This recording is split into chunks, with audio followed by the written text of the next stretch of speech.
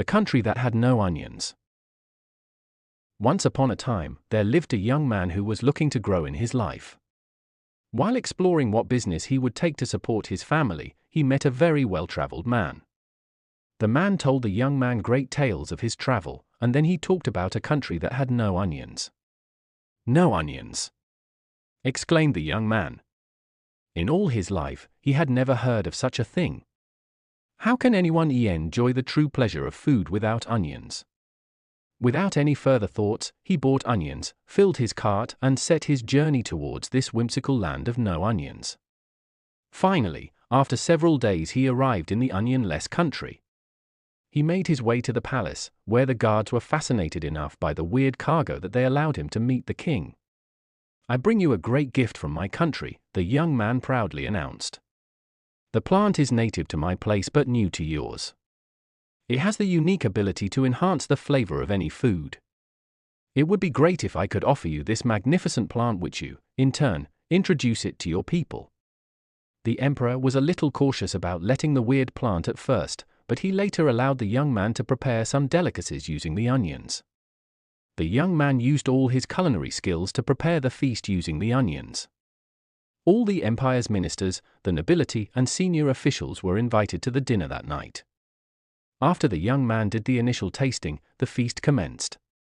Then, everyone in the room started eating the food.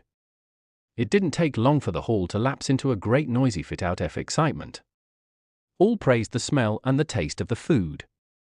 The king thanked the young man profusely, demanded the entire batch of onions, and paid him its weight in gold. On his journey back home, the young man met a trader.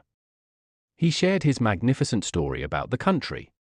For hours that night, the young man recounted the splendor and magnificence he had seen in that faraway land, where gold was worth less than onions.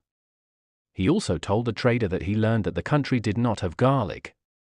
The trader was excited to learn that and thought he could replicate the young man's success by introducing garlic to the country. Garlic is infinitely more tasty and aromatic. If they were giving gold for onions there, he could expect diamonds for garlic, he thought. The enterprising trader carried huge bags of garlic and took on the journey to the country without garlic, with the riches he was sure to receive jingling merrily in his mind. Since the introduction of the onions recently overjoyed the land, they were more open to the idea of trying his garlic. The royal guards took the man with the new herbs to the king. The king asked him to prepare a feast using garlic. The trader was very excited and made several tasty dishes using garlic. The garlic received even more praises than the onions, as he had expected. The emperor discussed with his ministers for a long time the reward for their noble guest who introduced them to the garlic. After some discussion, they all agreed that the gold was not enough for such delicious food. So they decided to reward him with the most precious thing they had to offer. What can be more precious than gold? Onions. That night the trader returned home with bags full of onions.